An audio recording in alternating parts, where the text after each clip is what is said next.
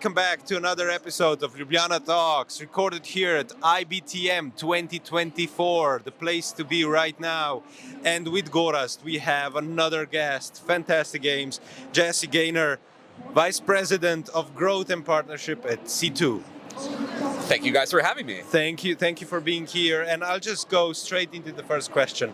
Can you tell us about your journey and how you came to your current role at C2? Well, I will try to be succinct because that could take up all of this podcast, but Okay. I have been at C2 for 5 years.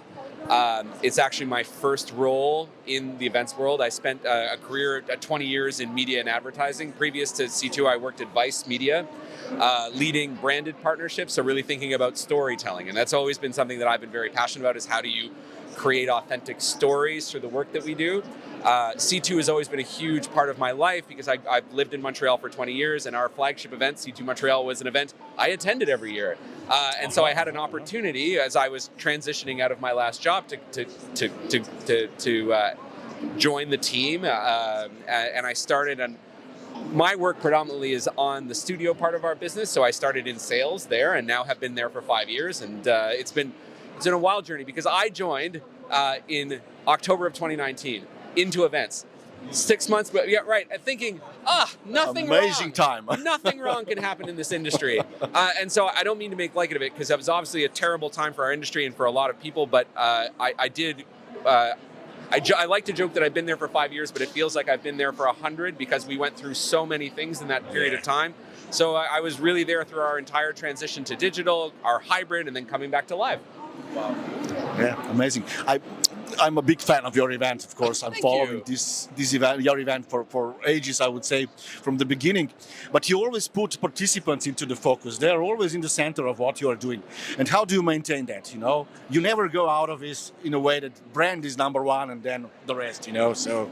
Well, I love that question, and thank you. Yeah. But I think to us, it's not a conflict between brand or participants because our brand intrinsically is linked to this idea of understanding who our participants are and why do they come to our events, right?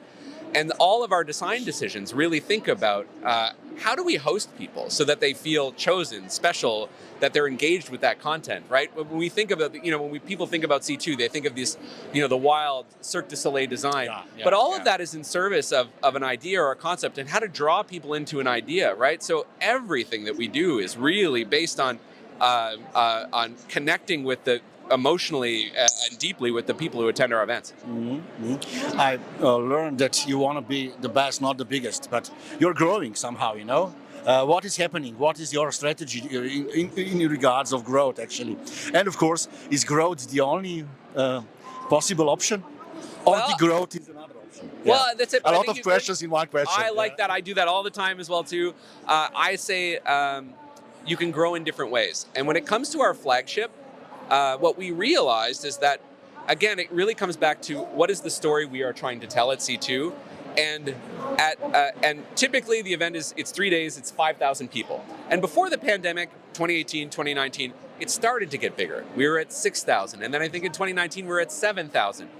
And we realized at a certain scale, C2 stops becoming C2, right? We need to create an atmosphere where the right group of people are there, that the quality of audience is there, right? That we're still attracting our community to this event as opposed to just trying to sell more tickets and more sponsorships. Because for us, growing that broader or bigger or having more of that sort of stuff will dilute the story or dilute the brand. And so for us, where we see our growth is really not so much in the size of the event, but if we're able to have more impact, if the sort of wow moments that are triply C2 can continue to sort of expand and resonate and sort of go beyond our little community in Montreal, that to us is growth. And then obviously our studio business. So we produce it besides our C2 Montreal, we produce events for companies all over the world. And that's really our growth engine. That's what pays the bills. You said a word there that I was kind of waiting to say myself, and that is community. C2 has a community. How would you describe it? That's a very good question. I think at the surface, when we talk about our audience or participants or people who come to C2, you can look at the superficial, right? Which is what industries do they come from, what level of seniority. But I think the best way to answer that question is to talk a little bit about what C2 stands for, right? It is the event is the intersection of commerce and creativity, right? So our audience is really made up of business people who understand and are curious about how can creative industries drive their thought process to solve some of the challenges that they're facing today, right? So I think we are this wonderful mix of circus folk and creators and technologists and business people who come together to sort of explore that intersection, and that's always been the heart of what C2 is in our community. So do you believe that AI will replace logistics at events, but this creative part will stay? I mean, there is a kind of conflict between creative part and logistics part. Here, if you look around, it's more about logistics than about creativity. Of course, there are other events where you can find people with the same mindset, but I do believe that high tech and high touch, that's the dilemma. What can you say about it? So I will not be. I'm not going to. Again, a lot of questions. I love it. I love it. I don't purport to be an expert, but I actually watched a talk recently with Ben Affleck talking about this exact thing in terms of AI and its effect on creativity, and he said something that that resonated with me, which is that from a technology standpoint, AI will actually drive a lot of will make some big changes, right? I think the industries that will be most affected are visual effects, graphic design, right? Because there's a lot of work that right now is very human resource intensive to create some of the work that we're doing. I would say. Very slow, very costly. What this will do, and I think what AI will do, will democratize some of that work. Obviously, it's going to impact those industries, but it will make it easier for smaller groups of people to be that creative. I don't believe that AI will replace the ability to think about how we come together as humans, right? Because that is an inherently human thing. It's the reason we come to these things. It's the reason digital events don't replace what we do, because there is something deeply ingrained in us as a species that we need to have physical connection. And look, Ray Kurzweil may disagree with me, but I don't think AI will be able to replace that creativity for quite some time. Amazing. Well, what is your feeling then? What was your feeling during the Corona times about? You already answered that, but we experienced a lot of hybrid events and so on. What is the future of those events? In your personal opinion, are you doing also hybrids at C2 or? Great question. So our experience, I'll answer you because you're like me. You ask many questions in one question. Yes. So first, our experience, like everybody else, and what I appreciated in my time at C2 is we are a live events company, and it's what we know. During the pandemic, we could have stuck our heads in the sand, right, and just said, nope, we're not doing this. But we tried stuff. We decided to pivot to digital. We experimented with a lot of different tools. Half of what we did wasn't very good, I would say, because it was messy and we were going through it with our clients. Because that was my feeling too. And I think now that we're coming out of it, what we've also realized is where are we putting our energy? And for us, we also realize is that there are experts out there who really understand that space and are building the best tools in the market. We, instead of trying to reinvent the wheel, when it comes to digital and hybrid solutions, we're always looking for the best partners. And we think about how do we apply our methodology that works in person and thinking about how it translates. Because I think what we have all realized about the digital space is digital events cannot just be a carbon copy of what works in person. It just doesn't translate correctly, right? But what I've seen in the marketplace was interesting is we thought coming out of the pandemic that people, hybrid's the future. Everyone's going to do hybrid events. And it just, at least in our world, that's not... Metaverse. Yeah. This is going to be the case, right? Do you have an avatar? No, I don't. But most of our clients have, whenever they're coming to us for events, we ask them, okay, do you want this to be hybrid? No. I think we're in a point now, at least in corporate events, where people want to get back in person.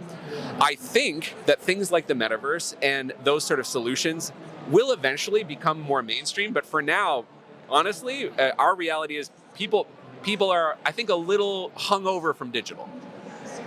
There's this really big kind of a break in a society where we live in and the events that we create. So the AI is coming in, it's changing our world, it's faking our world. We are confused. We don't know what's true, what's not, what's real, what's not. At the same time, we know we can create better events, more creative events. We know what the purpose of events is. We know we want to bring people together. We want to allow them to network because they cannot do it properly online, as we said. But tell me, how do we manage that instead of creative, innovative, creative events, we are usually repeating the same old, boring thing? Oh, I love that. So I think what's great about your question is the way that you phrased it is that we all know. We all know what makes a good event because we've all been to great events that foster connectivity, that allow for participants to interact, where the content isn't just one way coming off the stage, but it feels that you can participate. Yeah. So why is it that so many of the events that we go to are old white dude on stage, PowerPoint talking to us, right? Panel discussion, Yeah, exactly. That's another discussion. However, so I think there's not a simple answer to that, but you have to think about who is planning events and where the money is, right? I'm in a group right now that's traveling to this event that's really focused on thinking about how do corporate events and how do you evolve that. And one of the biggest challenges in the industry isn't that we lack creativity, it's that we lack the resources and the buy-in sometimes in organizations to be able to push the boundaries. The problem is sometimes the very traditional format, if you're trying to sell through to, let's say, the chief marketing officer of a technology company, hey, we want to fully reinvent your user conference and make it way better, but it's going to cost you X amount more, right? In a lot of cases, they're doing their budget exercise and they look at events, and events are one huge sunk cost at one time of the year. You're usually the first thing to get cut. So sometimes it's very difficult for some of even very creative, progressive events professionals to push through the idea of why we need to make the events that way. And I think the work we do at C2 is really about thinking about how do you talk about the strategy of those things? How do they actually drive return on investment? How do they drive success? How do you measure that success of those sort of more creative, engaging elements, right? And so we're a big evangelist for that, but it's taking time. But we're seeing that change. People are starting. At least we're starting to see it. If you look around, what will change this event into C2 experience? Oh, that's very that's tough. And I think the reason that's a tough question is because the goals of this event are very different than the goals at C2, right? At IBTM, all of the presenting countries and companies, are here to do meetings, and it's very focused on that. So, of course, I would like to come in and say, like, oh, let's turn some of these into like really wild, esoteric experiences that explore content and strategy, and that would be fine. But it would be a little antithetical to the objectives of to the presenters, right? So. I look around and I'm actually quite inspired by some of the design. For me, if I were to sprinkle a little C2 magic, so how do you reinvent those sit-down one-on-one meetings to make them a little different, right? How do you take that conversation from something that's very product-focused and maybe bring it to the next level and a little more strategic? Or features oriented, Look, those feature conversations have to happen. That's the nature of some of these meetings, but couldn't some of it be a little bit more, let's say, philosophical? Could it be a little bit more interesting so that when you leave that conversation, you go, wow, it's different than every other conversation that I've had at every other booth, right? So, and it doesn't need to be something that costs a lot of money. It can just be really great facilitation. It can be something that's just a little spark of creativity at the table, right? Amazing. Well, is it true that the legacy is that your event is transformative then? The C2, and of course, what is in your opinion the legacy of the whole movement you created? Because I believe you are creating something which is utopia in a way. Yeah, we heard about that today already in the morning. About Burning Man, that was also utopia. But you're also creating a kind of utopia on a different level. But well, that's really interesting. You mentioned Burning Man too, and I know the person you spoke at Burning Man. She's amazing. Part of the C2 story is that Jean-Francois Bouchard, who's one of our founders, went to Burning Man and said, what if you combined a TED Talk with Burning Man? What would that look like? And that's part of the inspiration for what C2 is. So to get back to your question in terms of legacy, we like to say that we were really one of the first business events to think about the festivalization of events right? How do you turn what is typically a business event into far more of a multi-sensory experience? And so I've always wanted that to be our legacy of pushing the boundaries of what people think about can be a business conference forward. And really, I think if there's one word, it's connection, right? Our hypothesis behind all the weird and wacky, wonderful stuff that we do is that it drives those moments of awe create opportunities for you and I to sit down and go, wow, we just had this experience together. Now let's talk. And that conversation will lead somewhere. So you are talking about transformative kind of approach towards the event. Exactly. Transforming events, but also creating transformative experiences. We want people to come away, because what happens at events, especially something like this, is it's so overwhelming. There's so much content. It's easy in the moment to say, oh, wow, I'm so inspired to have this meetings. And then you go home. Yeah. And 5 minutes later, you say, what did I do here, right? What did I take away? What we try to do, and in our best successes, is to create experiences that are lasting with people, where they come away and fully changed with new ideas, new thoughts, new meaningful connections, not just an exchange of business cards, but they've met someone and had a real, deep, substantive connection with that person or people that lasts beyond the event. And to us, that's the mark of success for us. So, because you're in charge, you're the vice president of growth and partnership, I gotta ask you, so what do you wish to achieve from a standpoint of professional growth? Oh, personally? As well. So, in terms of the event, but also for you personally, where do you see that potential for growth in an event and doing an event like C2? Okay, I want to make sure I interpret your question correctly, because in terms of the event, where I see opportunities for growth, right? I think, to me, when it comes to C2 Montreal, the growth is in the recognition of the brand globally, right? To me, that's what I want us to. The promise has always been that we are bringing the world to Montreal and sort of shining a light on our creative industries. And I want that brand and that message to be known as many places as possible, right? When it comes to our studio business, our growth is, how many cool clients do we have? Are we doing really good work?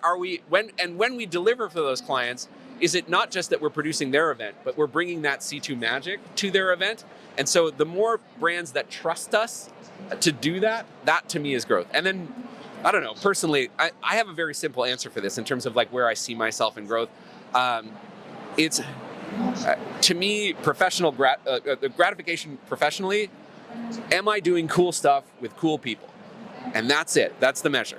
That's the exact answer to my question. So you did understand it correctly, and because I think that from that there's a follow-up question, because we speak about different generations working together. We talk about what the new generation is expecting. So working on an event that I think is so creative and so original as C2, and in a way a role model event, and what you're trying to achieve with the community and all that, there has to be, and as you said it, the connection between your personal ambition, growth, and your companies. And I think that's a beautiful answer. But following up to that, how do you see the new generations coming in? What are the trends? What is changing in the upcoming event? Okay, I love that. And I'm going to give a little plug for my talk tomorrow, because I'm going to be talking about audiences and how they're changing. But when it comes to our audience, we do a lot of research and thinking about who are the people that come to our event, because C2 has this legacy, but it's not the same people who show up every year. Mm-hmm. In 2023, 57% of our audience was first-timers, right? And so we had to do a lot of thinking of what does that mean when they're coming to C2? What do they want C2 to be, and how are we telling that story to that generation? And what we learned was that they wanted some very different things. One of the biggest changes to last year's programming was it was the first time at C2 that we didn't have a single celebrity speaker. You know, you'll see in Reels, right? The Snoop Dogg's there, and and Martha Stewart, and those are big draws. But what we realized is that in listening to our audiences, they said, like, look, that stuff's fun, but it's not why we come to C2. We want people that are forward thinkers in their industry. We want trendsetters. We want the most creative minds. And that's what we're interested in. And what that did is it actually changed not only our agenda and who we had as speakers, it changed the way we do programming. So usually C2 would have one big global theme throughout the 3 days, and all of the content would sort of layer up into that through some pillars.